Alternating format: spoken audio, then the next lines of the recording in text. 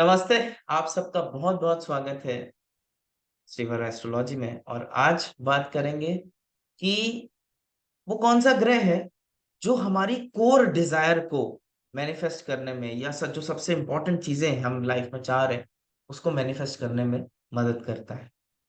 तो आइए देखते हैं इस चीज को। सबसे पहली चीज मैं एक बात बताना चाहूंगा कि ये वो चीजें नहीं है छोटी छोटी कि हमें मोबाइल लेना है, हमें लैपटॉप लेना नहीं।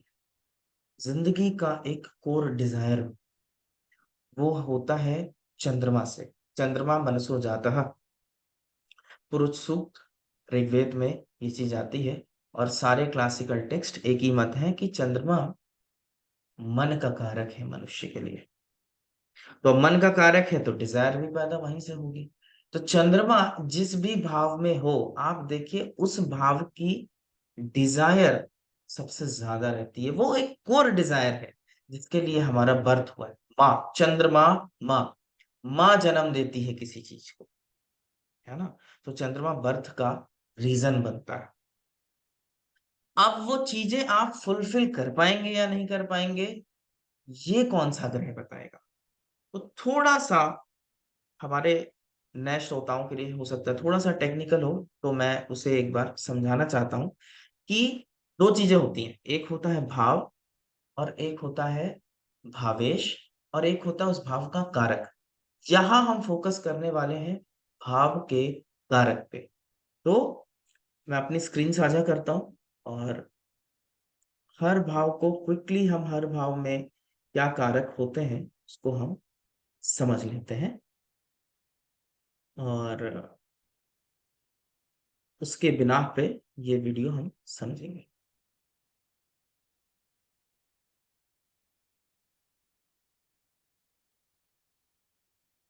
सॉरी, इन चीजों को बनाने में मैं थोड़ा सा उतना टेक सेवी नहीं हूँ, तो कभी कभी मुझे थोड़ा टाइम लगता है, लेकिन ठीक है।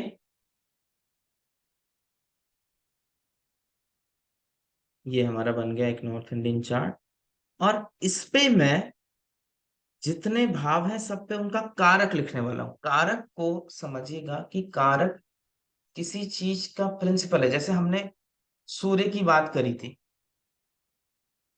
तो सूर्य लग्न का कारक था, नवम भाव का कारक था। ठीक है। तो आइए देखते हैं कि किस भाव का कारक कौन है।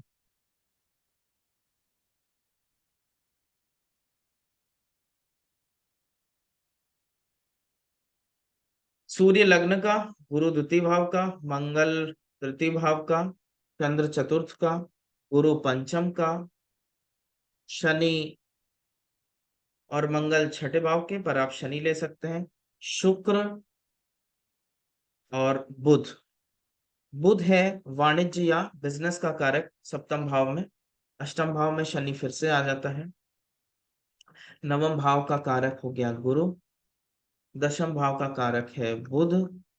वैसे तो चार कारक दिए हैं, पर हम प्राइमरली बुध को लेंगे। एकादश का भी है गुरु, और द्वादश का है शनि। तो first house sun, second house Guru, third house Mangal, fourth house moon, fifth house again Guru, sixth house Shani, seventh house Shukra Budh, eighth house Shani, ninth house Guru, tenth house Budh, फिर इलेवेंथ हाउस गुरु और शनि। चंद्रमा जिस भी भाव में हो, फॉर एग्जाम्पल चंद्रमा किसी का थर्ड हाउस में है और कारक क्या हो गया मंगल, लग्न हो गई आपकी इंटेलिजेंस। तो अगर यही मंगल लगन को दृष्टि दे कहीं से भी, छठे भाव में बैठा हो, सप्तम भाव में बैठा हो, लगन पर बैठा हो, दसम भाव में बैठा हो, तो ये ग्रह लगन को दृष्टि देगा। अब आपकी जो थर्ड हाउस से रिलेटेड डिजायर्स हैं, लाइक फाइटिंग स्किल्स, लर्निंग, ये सारी चीजें मंगल ग्रह मदद करेगा आपको अचीव करने में। अगर इसने दृष्टि दे दी तो ये सारी चीजें आप 100% आसानी से अचीव कर पाएंगे। आप देखिए, मंगल जो है वो युद्ध का कारक है। अगर आप हिटलर की कुंडली देखेंगे तो थर्ड हाउस में चंद्र है और सप्तम में मंगल, लगन को पूर्ण दृष्टि से देखता है और लग्नेश के साथ भी है। स्कंदन योग बनाता है जिसके तहत वॉर, कि डिजायर थी, इनने डिजायर थी वॉर, और वो सक्सेसफुल रहा अपनी इस डिजायर को कंप्लीट करने में। इसी तरीके से अगर सेकंड में चंद्रमा है, आपकी डिजायर है वेल्थ को लेकर के, और गुरु लग्न पे दृष्टि कर रहा है, तो आप उन सारी चीजों को बखूबी पूरा करेंगे और बखूबी उसको समझेंगे कि कैसे इसे हमें पूरा करना है। तो वो आशीर्वाद गुरु से आता है। मान लीजिए किसी का चतुर्थ में हो चंद्रमा, तो चंद्रमा ही कारक बन गया फोर्थ हाउस का। अब अगर ये लग्नेश के साथ बैठा हो या लग्नेश को दृष्टि कर रहा हो, तो मान लीजिए लग्नेश चतुर्थ में हो या लग्नेश दशम में हो, तो ये योग बनाएगा, और लाइफ में जितनी भी चीजें फोर्थ हाउस से आप अचीव करना चाहते हैं, सब आप अचीव कर लेंगे। इसी तरीके से आपको सारे भावों में देखना है कि आपका चंद्रमा कहाँ है, उस भाव का कारक कहाँ है। अगर उस भाव के कारक की लग्न पे कहीं से भी दृष्टि है, तो वो आपकी जो भी इननेट डिजायर्स हैं कुंडली में, वो सब अचीव करने में आपको मदद करेगा। तो ये रही छोटी सी जानकारी। इसीलिए जैसे चंद्रमा अगर 6, 8, 12 में हो और शनि लगन को दृष्टि करता हो, तो ब्राह्मण योग बनता है। अब ब्राह्मण लोग योग, जैसे नाम ही दिखा रहा है, ये काफी इंटेलेक्चुअल लोगों के संगति में रहने वाला योग है, क्योंकि ब्रह्मा जी शनि से एसोसिएटेड। ठीक है, तो आपको इसी माध्यम से समझना है कि मेरा चंद्रमा कहाँ है, क्या वो ग्रह लगन या लग्नेश से जुड़ा है। अगर जुड़ा है, तो आप उस ग्रह से पूरी चीजें, आप अपनी डिजायर्स जरूर फुलफिल कर सकते हैं। और नहीं है, तो उस ग्रह के अधिदेवता को पूजा करते हुए हम वो सारी चीजें प्राप्त कर सकते हैं।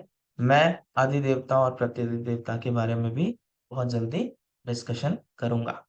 तो आशा करता हूँ आपको ये जानकारी अच्छी लगी होगी, और फिर से मिलते हैं अगले वीडियो में। नमस्ते।